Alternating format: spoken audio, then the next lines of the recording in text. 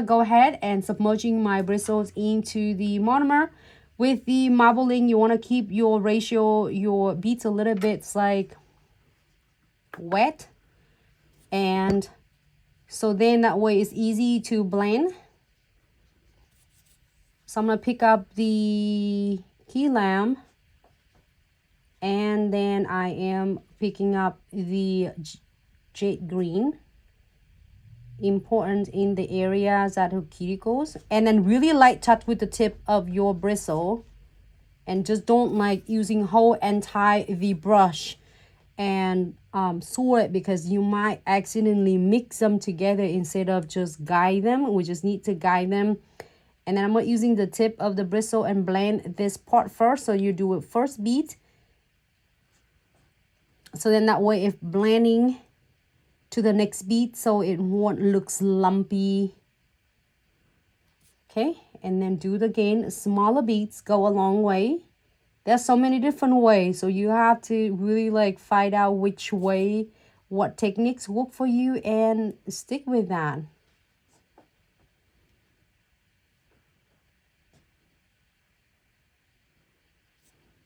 And the keys here is just really like gentle. You don't have to go really aggressive with this, and let it flow, like let its gravity just flow it for you. You just need to guide it instead of just drag it down, because if you do so, it's gonna blend both color together, because you want both color to be separate. And then again, pick up a smaller beads, drop it, pick the darker one, go a smaller is really go a long way. And then the beads is need to be really like still wet, then it's really normal, so then it can blend it so well, and it can keep on and on if you want to. So I'm happy with this. It's really cool. I get the really nice background in the back, and then you can add like, which one should we do now? Should we do flowers then? Maybe flowers in different one, huh? Yep, do some small and do probably one big up top. One flowers? One heart, one big heart up top. I like those made of gel, pop real nice on that background. I want heart, and I want diamond, and I want tiny little heart right there.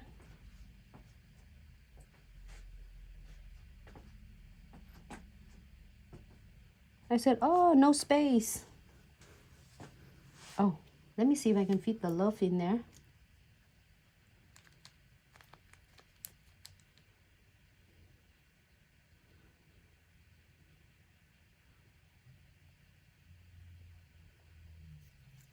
Oh, maybe a bit more center.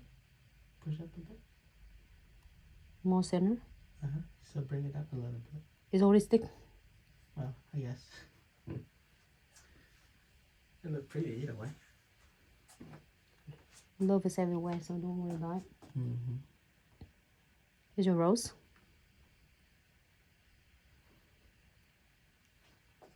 Don't have to wait for your man to get you a rose. Get your own rose on your nails. Mm-hmm. And let him pay for your nails. Okay. And and then supply to do your nails. Am I right? We don't have to wait there and sitting there and waiting for men to bring you a flower. Do your own freaking flowers. Put it on your nails. Yep, I just bill him the bill. Huh? And then have him pay the bills. Okay. Sorry, I just thinking of this when I see the roses. Sorry. But it's not sorry. Ladies, make sure you take care of yourself. Treat yourself nice. You don't have to wait until Valentine to be a Valentine Day. Make sure you always love yourself first. Take care of yourself. Oh my God, I want this one too. Can you tell that I want so much in the nails though? Mm-hmm.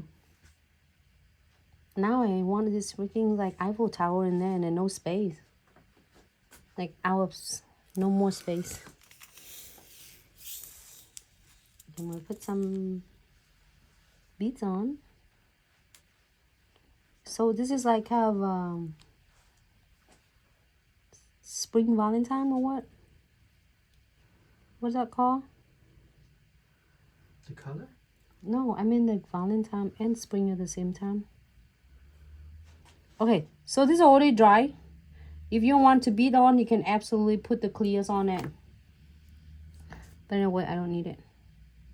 I have a lot of beads on different nails. I just want to show you the concept so you can definitely enjoying it.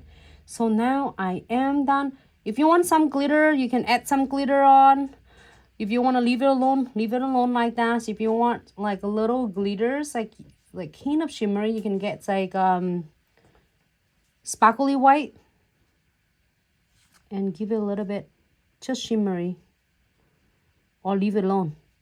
I just did it so then you can see that you can add it on, or you can add glitter and add whatever make you happy or your client's happy, because your client's going to pay for the nails. And if you are doing it because you're doing your nails, so enjoy, have fun. So I am go ahead and cap completely nails with the crystal clear.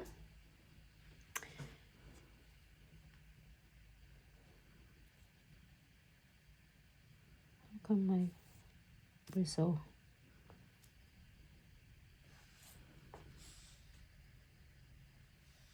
Always control this baby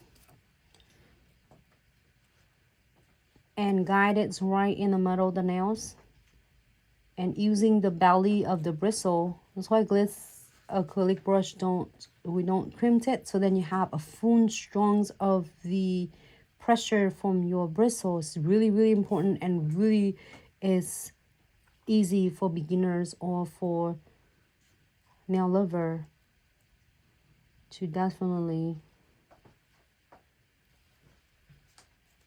working with the liquid and powder. Taper on the sides, guide it in the side.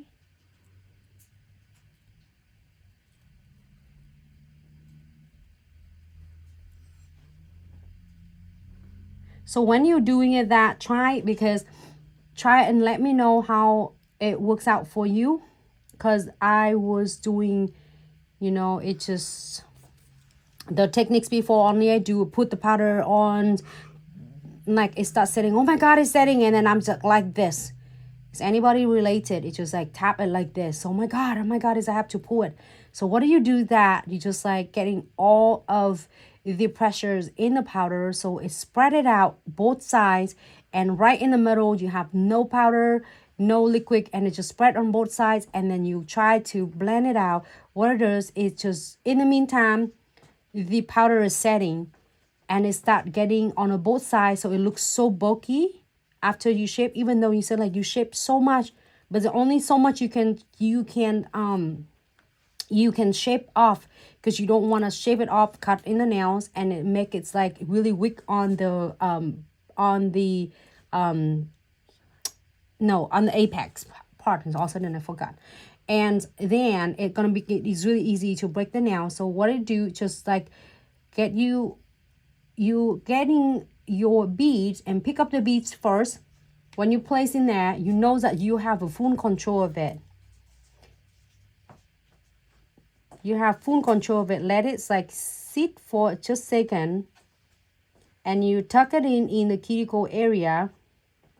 Clean your bristle, submerging it back into the monomers, and then you'll start taper in the cuticle area. And then you see that how I flatten my bristle, and then you are using your belly of your bristle, that's the strongest point in your brush, and then it can able to blend and cap you can using the same thing. This is for any of the color, it doesn't have to be a crystal clear. Using the bristle, the belly of the bristle, and then blend it down and taper it. In the meantime, when you are guiding it, you are going to taper in the side, in the center, so then that way your is not going to be flat on the side, and really it pat in the middle of the nails.